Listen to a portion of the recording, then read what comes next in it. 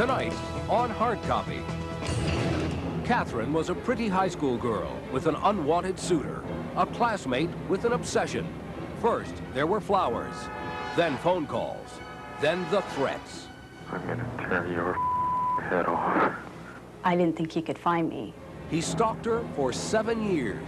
Then, one night, he came out of the darkness, armed with a baseball bat. I started running and screaming. Now Kathy's afraid he'll come back and try again. You think I'm gonna go away, sweetheart? You run! Diary of a Stalker. This is Hard Copy for Monday, March 30th, 1992. Hello and welcome, I'm Barry Nolan. And I'm Terry Murphy. Good evening. Catherine Klein, a typical young woman with a problem usually associated with the rich and famous, an obsessed fan, a stalker who's harassed her, almost killed her, and wrote it all down. Doug Bruckner reports on the Diary of a Stalker. You think I'm gonna go away, sweetheart? You run! It was chilling when I heard it. Why don't you pick up the phone, you little... I started thinking of who could this be? Who could I have made mad?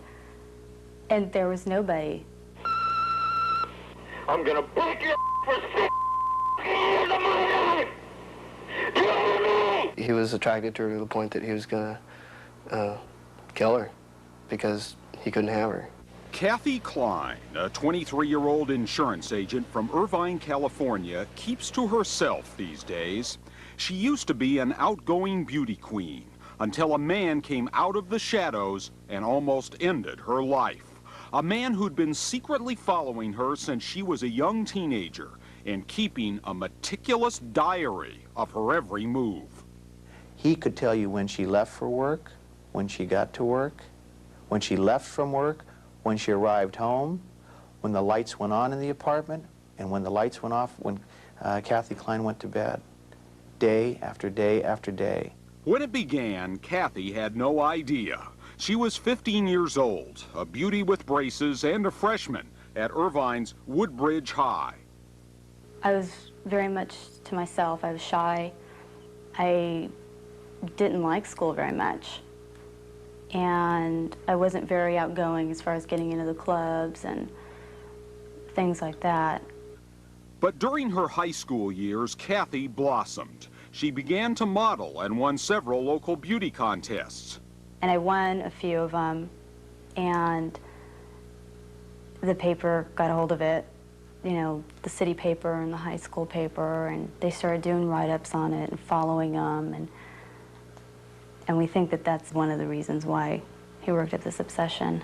There was another student at Woodbridge High who Kathy didn't know. Stephen Schumacher was a loner. He didn't have many friends. He kept to himself, and he kept that newspaper picture of Kathy.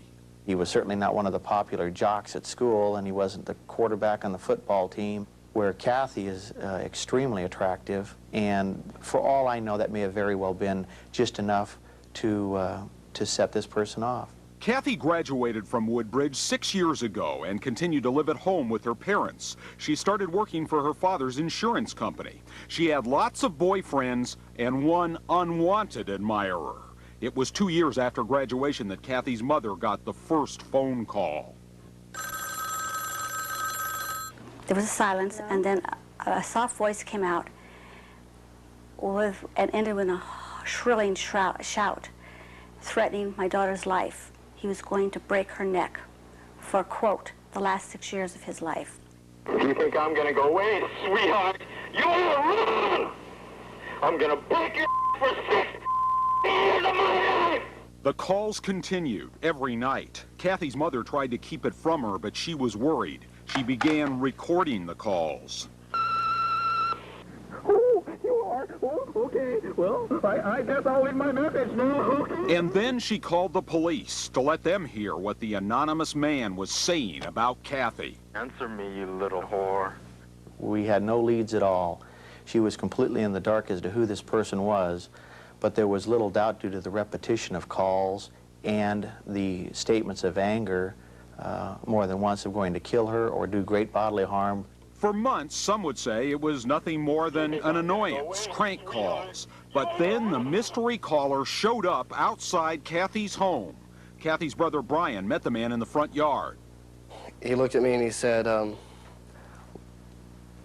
I don't have a quarrel with you. It's with your sister. And I said, well, you're not going to have a quarrel with my sister until you quarrel with me. And he said, well, then I guess I'm going to have to kill you too. He said, stay away from my sister, don't you lay a hand on her. And they got in this brawl in the middle of the street. He let him go after they were fighting and thought he got through to him. And Brian runs in the house, got the license plate number, runs in the house, calls the police. The caller said he knew Kathy from school, so after the fight, Brian pulled out an old yearbook and flipped through the pages until he found the picture. There he was, Stephen Schumacher, Kathy's quiet classmate. Kathy looked at the picture and didn't recognize him. She couldn't think of what may have caused his obsession. I had no idea who the person was. To this day, you don't have any recollection? I don't remember saying hi. Maybe I did. I don't remember it. He had told me that he was romantically inclined with her and was trying to get her attention. I explained to him that Kathy did not know him at all, has never known him, and does not have any interest in him at this time, and please to stop calling. The family decided not to press charges. They didn't want to incite him more, but the police warnings didn't help. Steve Schumacher kept calling. I'm gonna tear your head off. Why don't you come out of your shell? In his own world, he believed Kathy was just shunning him. He kept calling Kathy's house. She had to get away. She moved in with her father 30 miles away in a town called Placentia. It was nice, I felt, to know that I'd be around. Kathy sent a letter out to the mother of this young man trying to put a stop to everything. And I thought actually that she had taken the correct action and that from that point on everything would be resolved until the night of the attack. The phone calls stopped, but not the terror. One night, Kathy came home from the gym and never made it to the front door. Stephen Schumacher was waiting in the shadows with a baseball bat. Years of harassment culminated in an act of savage violence. All of a sudden I heard this horrible scream. I can't describe it. It's chilling for me just to talk about it. And it kept going on and on. Catherine's ordeal and the surprising revelations that came to light when Stephen Schumacher was arrested. The Diary of a Stalker when we come back. Catherine Klein, a typical young woman targeted by a stalker who kept a diary of his obsession. She moved away to escape from him, but one night he found her. Doug Bruckner continues the tale of terror. Kathy Klein thought she'd gotten away from the former classmate who'd been harassing her on the telephone. Answer me, you little whore. Well, I'm gonna you up bad. You hear me? She was living with her dad 30 miles from her hometown when her worst nightmare returned with a vengeance. It was a night in June. Kathy was just getting home from the gym. It was about 11 or 11:30 when I pulled into our parking lot. We lived in a gated complex. I got out of my car, I started walking towards my apartment and noticed a van that I've never seen before. And I turned away. And just as I got onto the passenger side of the van, I looked again to see a guy with his hands over his head come towards me. I had just enough time to duck when I felt something hit my head, which sounded like a baseball bat hitting a baseball. It was Stephen Schumacher, armed with a Louisville slugger. This time he had nothing to say, no words at all, as he swung the bat with all his might. I was just kind of dozing off when all of a sudden I heard this horrible scream. I can't describe it. It's chilling for me just to talk about it. And it kept going on and on. I started running and screaming, and my father heard me And I couldn't think, I was thinking I gotta get louder, because I couldn't hear myself. And he comes running down the stairs and catches me at the bottom of the stairs. Kathy's dad took her to the hospital with a concussion, and police put out a dragnet for Stephen Schumacher. They found him in San Francisco. When police interrogated him, they heard things they never expected. This is a tape of the actual interview. Did you hit Kathy with that baseball bat? Why did you do that? You're nodding your head yes, right? Yes. Why did you do that, Steve? She was lying, that's why. She was lying? Which, What was she lying about? nothing wrong with me on. How long have you been watching Kathy? Just roughly, Steve. 7 years. 7? Stephen Schumacher said his obsession with Kathy Klein had stretched on for a third of his lifetime, and he kept a diary that proved it.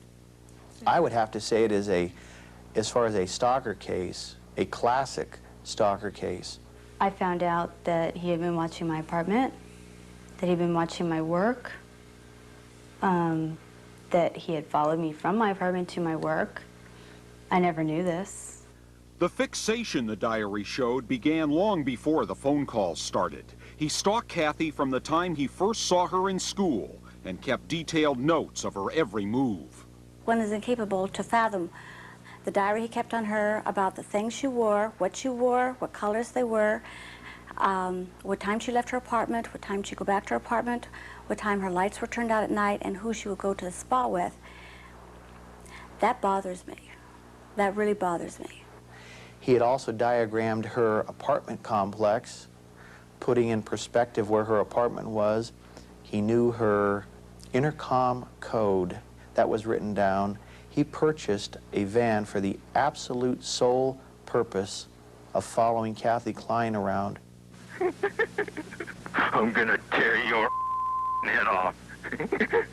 Police found that when Kathy moved in with her father, Schumacher thought she'd taken a lover, and his obsession exploded into violence. When the case came to court, Stephen Schumacher pleaded guilty, but he was found innocent by reason of insanity and sent to an institution. It took Kathy months to recover from the physical wounds of the attack. She says the emotional scars may be with her the rest of her life. And I still think about it today, like, who could be watching my place?